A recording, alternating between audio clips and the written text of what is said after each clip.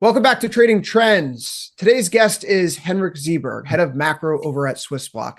He's one of the more interesting macro voices out there right now because he's not just looking at the price action or the major themes in isolation. He's looking at the business cycle, liquidity, recession signals, the dollar, crypto, AI, all of it together. And his view is pretty provocative. Some of his recent interviews, he said that the economy might weaken beneath the surface and risk assets could squeeze higher into a final speculative push to the top side. And that's exactly the kind of framework that I think traders need to wrestle with right now, because the question isn't really, are you bullish or are you bearish? It's more of, is this a durable expansion? Is the AI boom for real? Or is this the final big risk on move before something breaks? So Henrik, if you don't mind, we can start there. Your core framework has been that the economy can deteriorate under the surface while risk assets boom to the upside. Where in this sequence are we right now? Well, I mean, there's no doubt that the economy is deteriorating underneath the surface. It's just because we forgot to look. So if you look to everything that goes into the GDP numbers, you would see that the GDP number, that is also what we now see, slowly but surely. We saw some estimates also here today from the first quarter, and we can see that these are not great numbers, that we see that they are being revised lower. And if you look to the labor market is where you actually have the story of the economy. It's not in the AI, but tails, all this, the IPOs and all that. That is the you can call the cherry on the top of but it's the real Sunday. That is about that's what's happening in the labor market, and the labor market is deteriorating fast. We've had some people out there saying we could get to a world of 10% GDP and 10% unemployment. Mainly it's the guys who were pitching the LLM models, but is that a world that we need to be worried about? Let me just put it like this. This is stupidity. Honestly, it's like that. It's what we hear every time we have these setups where we have a new technology coming out. I remember 2000 also, where we had the same. It's not about, how much you earn. It's about how much you spend. You can have these crazy growth rates and all that. And were they right that we have a, brave new world where we'll have the internet was, going to determine the success of your business and all that? Of course they were.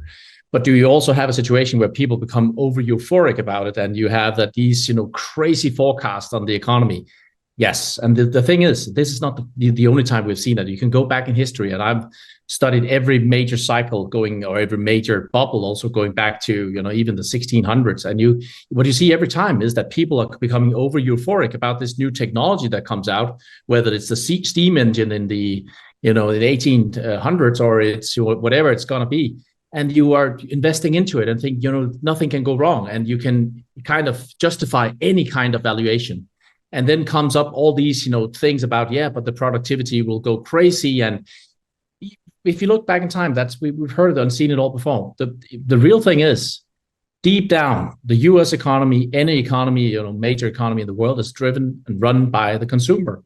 And if the consumer is in a bad place, the economy is in a bad place. You may not feel it at once. That's like the Titanic hitting the iceberg. It wasn't the first and the second class passengers who felt it first. The ones who felt it were the one in the lower levels there and on the Titanic. And that's what we see today. Again, you might want to disregard and say this doesn't concern us, but it does. And that's what we see over and over. And people have a tale of, over another cocktail in the Titanic and say, we hit this iceberg, but, that's only for the poor people. We'll be all good and fine here.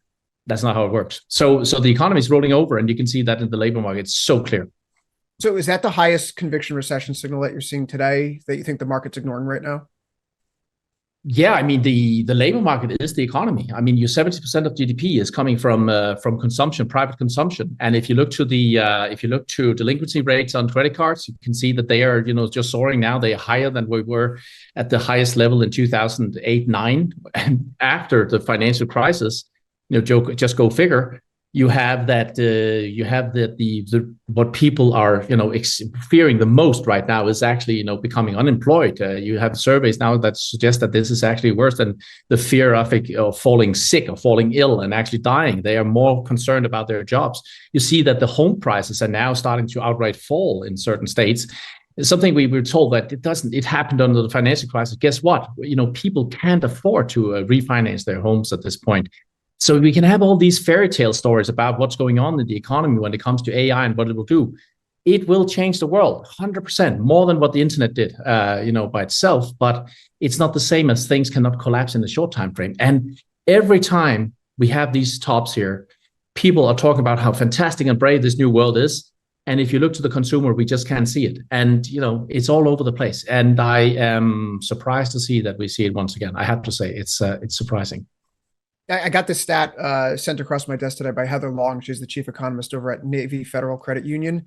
The government's tracked the personal savings rate, as you know, since the 1950s. That, for the audience, it measures how much disposable income Americans have to buy, save, invest, houses, cars, anything. It fell to 2.6% in the latest reading. The other times when the savings rate was this low, the 2.5 years leading into the Great Recession, the first 3 quarters of the Great Recession, mid-2022. Oh, and now we have the 4th episode, which is occurring here in this latest batch of government data.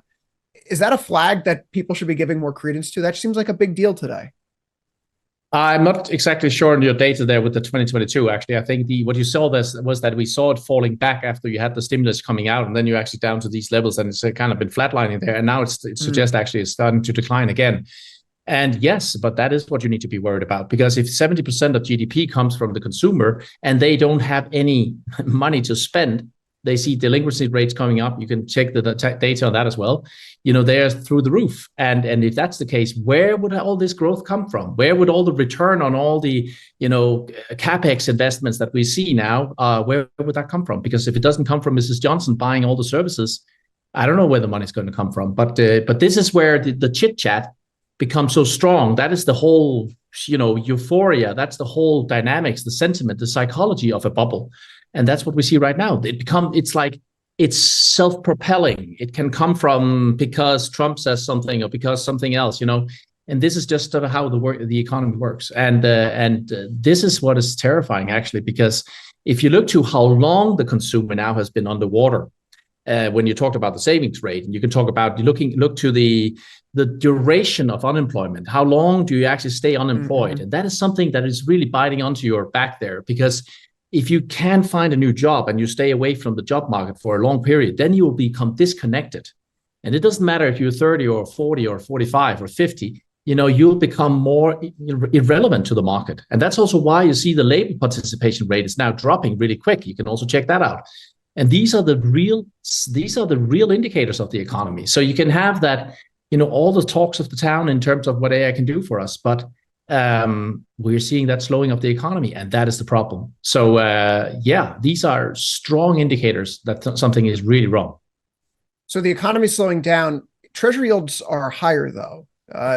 Some people are saying that this is stagflationary. I think we could, bicker around the margins of what the definition of stagflation is. But how high do yields need to go to become a real albatross around the market's neck? But they are a problem at this point already. The problem with of course they are. If you look to the reason why people have to cut back and why they can't refinance a new home is because of the yields level, the interest rate levels. Because if they were at 1%, you would see people actually being able to go out and refinance. The problem is, I refi at 1% for sure. Yeah, exactly. There's you go, right? And I mean, people will actually go and buy a new home, but that's not what the thing is. That's not something that central banks are in control of. This is something that the market is in control of, and that's where people are misunderstanding what's going on. So the late phase we're in right now, where we have all this late inflation also coming. You have seen also the push from gold and everything else and commodities. This is actually what has been pushing in now to the inflation number. That is normal in the late phase, and that's also what's been pushing rates up. That is not going to help the consumer one bit at this point here. So that is actually, making it even worse. And that's why I think we are, close to the point where we see the camel's back getting broken by the straw there. So it's not something that happens at what level. It's like the frog sitting there in the water, and it's slowly getting hotter and hotter. And at some point it's getting, it's going to kill it. And we are getting to the point where consumers are getting killed by the high interest levels. So I don't think there is many good outcomes of this at this point here. It's something that the central banks can't do anything about at this point, which is, even more scary. So when we think about how the markets are behaving right now, frothy markets can run higher and longer than any sober analysis indicates. For folks who believe in your big picture call here, but need to manage the timing around this, what's the practical playbook? What's the takeaway from this conversation? But the thing is, the markets are most likely going to run higher, and we need to look to to the that's the problem. Actually, you can see that the deterioration, like in 2007, also Burry, he went he went negative or bearish on the economy already in 2005. Was he right eventually? Yes, he was, because he did start to see the deterioration you have. But he was wrong in terms of timing, because the market kept going against him for some time. And this is where I've said all along, I'm very bullish at this point, actually, still. And I am, because also you can see that the normal dynamics of things will be that there will be a rotation into the US markets. We have seen the Kospi going straight up. We have seen the Nikkei going straight up. Normally what we see is that they will find kind of a top and they will start to decline. And then you'll see that money going somewhere else, all of the semiconductor, businesses and then the likes. And people say, well, maybe we should take some chips off the table there and push it into, these vertical moves. They normally go on for a little while, and then you'll have to, go somewhere else. And I think what you're going to see is that that money will then come, into the US. It's not like all of the money from Asia and Europe and so on, but it'll be some rotation going on, which is why you will see the indices maybe staying stronger for longer in the US. But we're not talking months and months on here. I mean, I've heard this about the midterms for a long time, and I thought that was far out. I think we might find a top before that, but I could even see it going into the midterms. But the move that we see right now in the Nasdaq is it's not sustainable, and it's not sustainable in an economy where the consumer is feeling increasingly worse. So people that think that this is the thing that tells us that everything is great, they should go look at 1929. Was it because the economy was great when the market was going straight up? No, it was not. Was the Nikkei in the 1989, was it when the economy was great in Japan? No, it was not. 2001, when the straight up in the Nasdaq, was it great? No, it was not. So the thing is, or 2000 was, the thing is, people are misinterpreting the last phase of this of the cycle and think that the blow off top is where things are great. And this is where the bears were going to get, smashed in the face. The problem is, what we're seeing is, like with so many other things in life, that when it feels the best, it's all over and done. Whether it's on the, in the fair, going in on the rides in Tivoli or wherever you go, that, it's like, things are just coming to an end at some point. And when you have the most fun, it can end. And this is what we see often in the stock market. It doesn't end with everybody being, oh, now it's not feeling so good any longer, and then the market will start to decline. It always ends with a bang like this. And 2000 was the very, very good, I would say, what do you call that? It's kind of a print for what we could see here as well this time, because you had this tech stock bubble back then, which I think we also have this time around, or we have this time. And what we saw there was that it just went higher. It was the last 6 weeks into that top in 2000, in March of 2000. You saw that the market went 45% higher in 6 weeks. So we have seen these moves before, and at some point it comes to an end, and then it turns. And it'll just be that you need to, the indicators, as you said, will be something along the bond market. You need to look to the short-term yields. You need to start looking to credit spreads and the likes. And if they start to blow higher, then I think time is to get chips off the table. Henrik, it's not my quote, but I saw it yesterday. I need to bring it up here. We don't know when this will end, but if you've studied enough market history, you probably know how this is going to end.